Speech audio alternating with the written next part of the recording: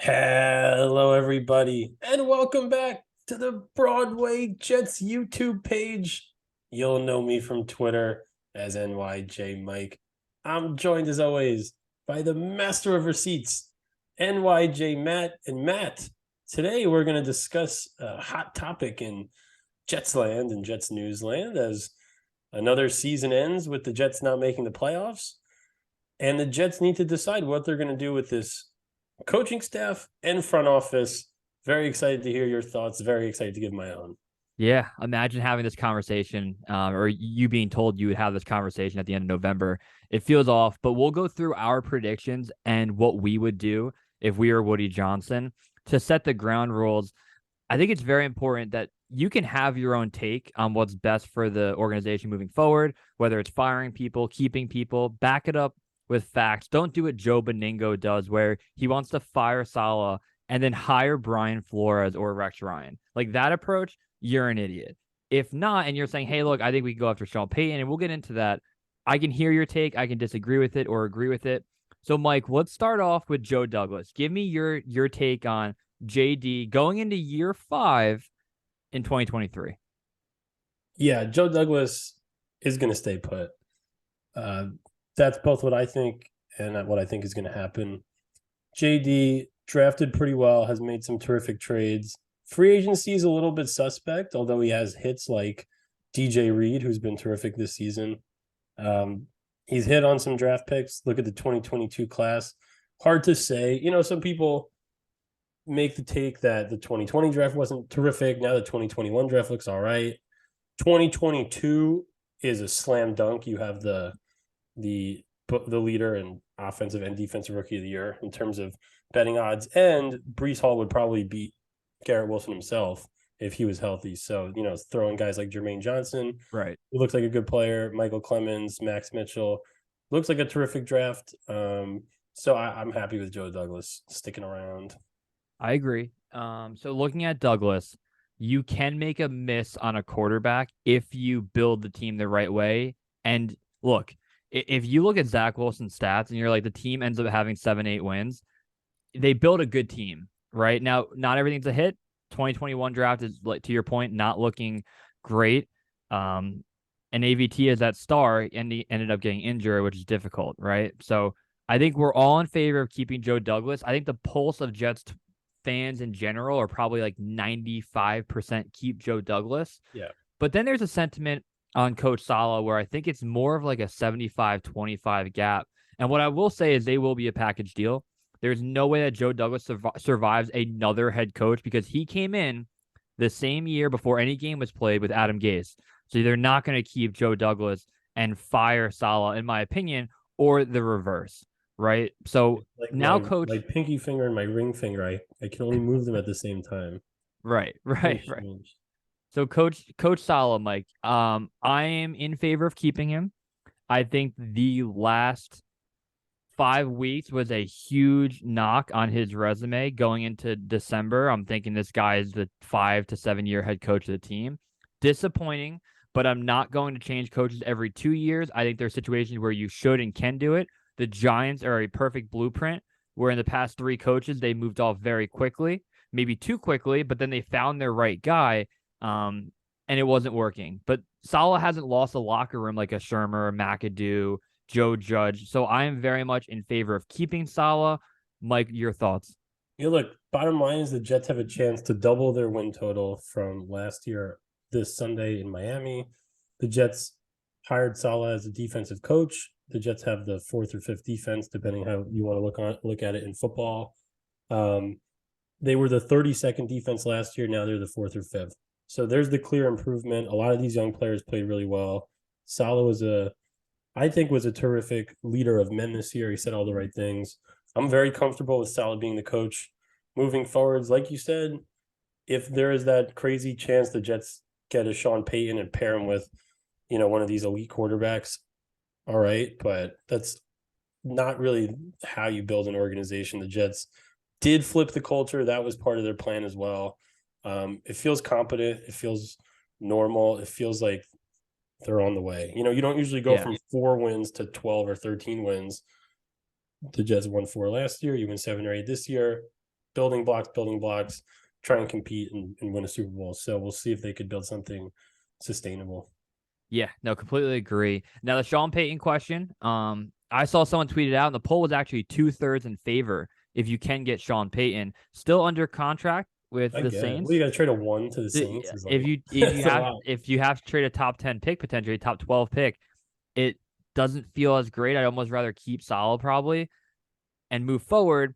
But you're to your point, if you bring in one of these top 15 quarterbacks with Peyton, you're going to make the playoffs. So it's a good debate. Again, if you want to take Sean Payton, fine. You and I were the biggest Harbaugh guys ever, and then of course people were out on him. Then the Michigan makes back-to-back college football playoffs with not a top 10 recruiting class. You're like, all right, maybe Harbaugh's the guy.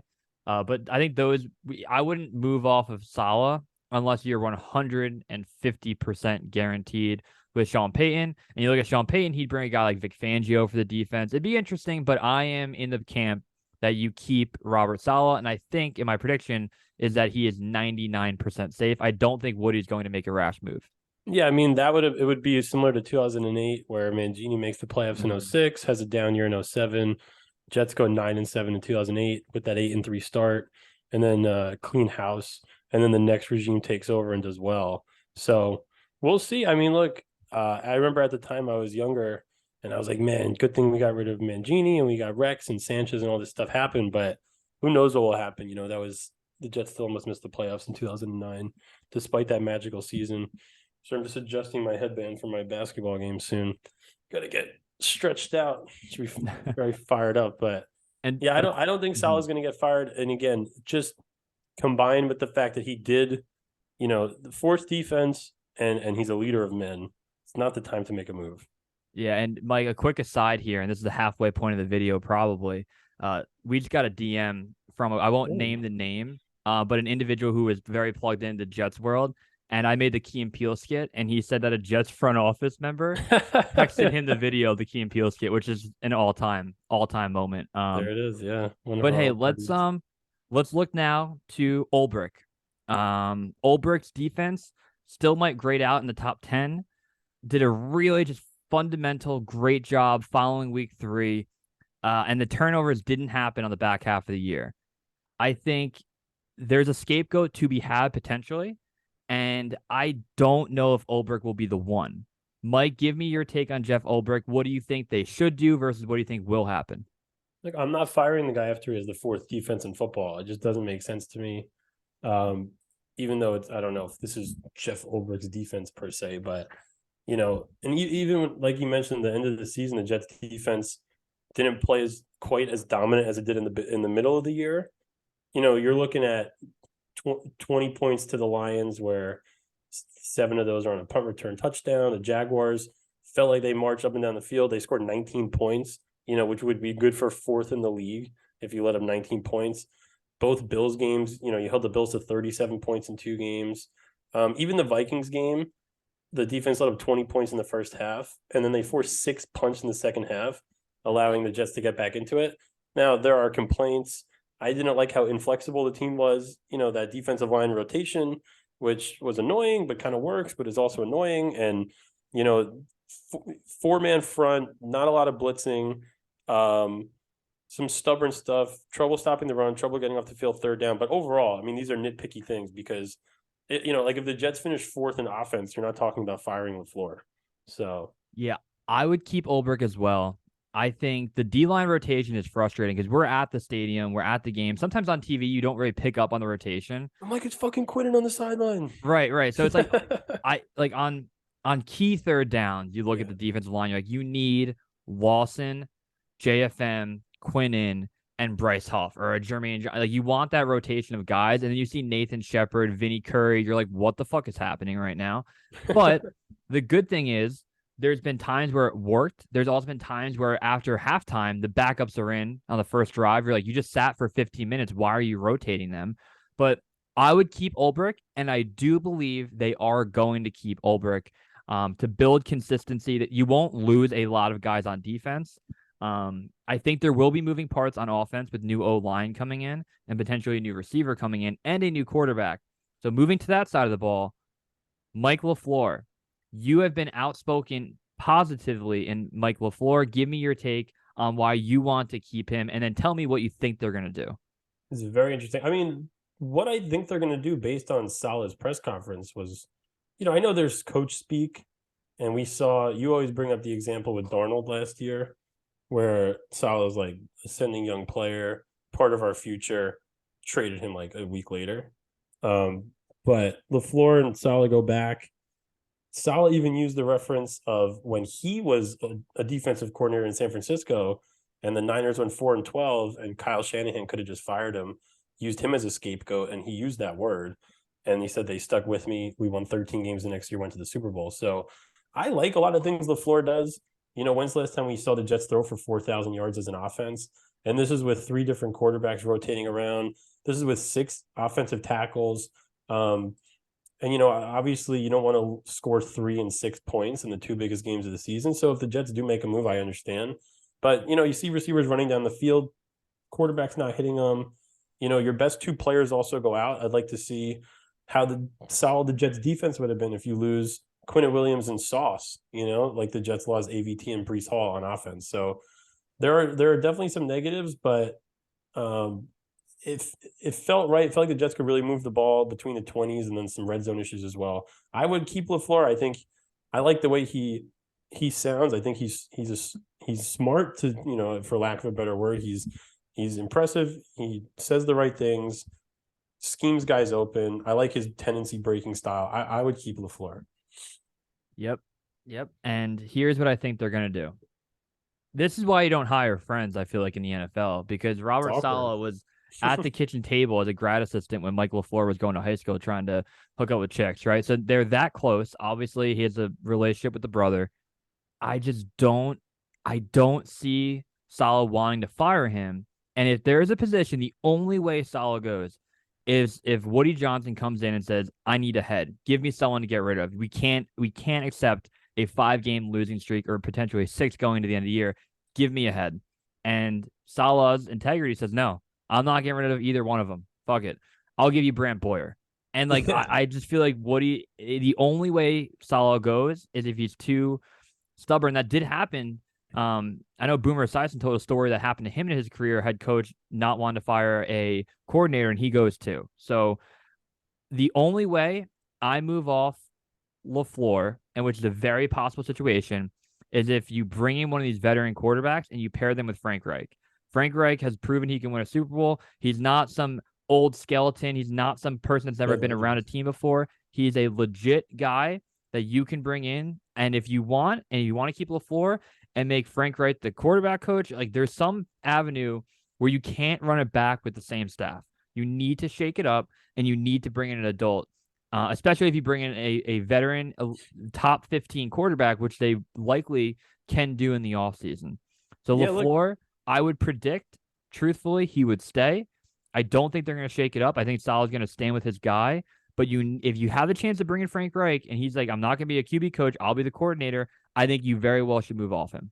Yeah, and look, LaFleur is a head coaching candidate 6 weeks ago, and now he's going to get fired. It's like a little bit of inconsistency there from the way LaFleur felt around the league, especially, you're at the time starting quarterback Mike White goes out for these important games. I'm sure things would, you'd have to imagine things go a little bit differently these last 3 games if Mike White's healthy and not having these rib problems. So, and I don't want to lose Brant Boyer either. I like Boyer. Boyer was the surviving many regimes. He's like the Jeremy Curley of special teams coaches. Yeah. Curley played with Sanchez and Gino and Fitzpatrick and Josh McCown. So Boyer's been here for a while, 3 different regimes. The Jets special teams have been terrific the last couple of years. Not so much this year. I mean, what are there, 3 punt return touchdowns in football, and 2 of them were against the Jets in critical losses? I will defend Boyer in this regard. I'm very comfortable with Greg Zuerlein, the kicking team. No kicks blocked, to my understanding. I don't think there was a single kick blocked this year. No. Greg Zuerlein was effective. Kick returns, I think they were pretty good. I didn't feel like the other team would get the ball at the 40, 38 consistently.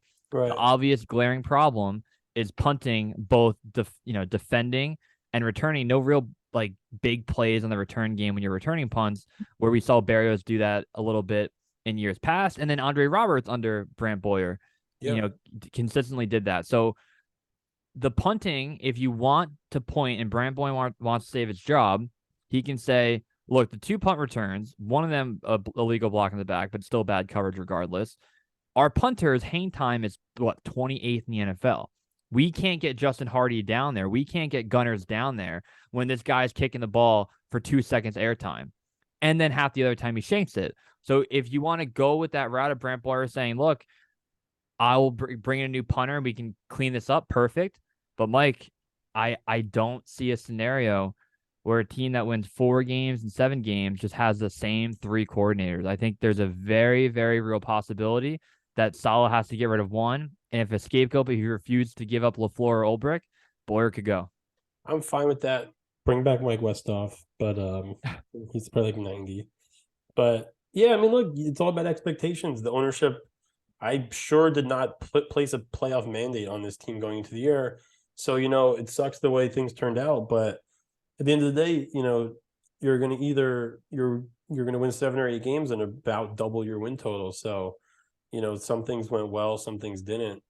You want to point the finger at LaFleur or Boyer, fine. I personally would not. I agree with you. I think there's a good chance that one of those two go. I don't think it's going to be Ulbrich, who everybody kind of wanted fired in the beginning of the year, and I certainly don't think it's Robert Saleh. So, it'd be very interesting. I agree. I agree. Now you got to go play some ball, enjoy it. If you made this far, please, please don't forget to hit subscribe or like or comment. We're new to YouTube. We have like 125 subscribers. We obviously love Twitter, but bringing this new content and some video instead of just doing 240 characters on Twitter, giving you 15 minutes to talk about it. We want to do it a couple times a week. We'll throw some of our videos on the YouTube that we pull from Twitter, like the Key and Peele video. So guys, if you could, guys and girls, hit subscribe, show us that love, and we'll keep running it back. It's time. All right. Talk to you soon, Mike. Good luck. See you, everybody.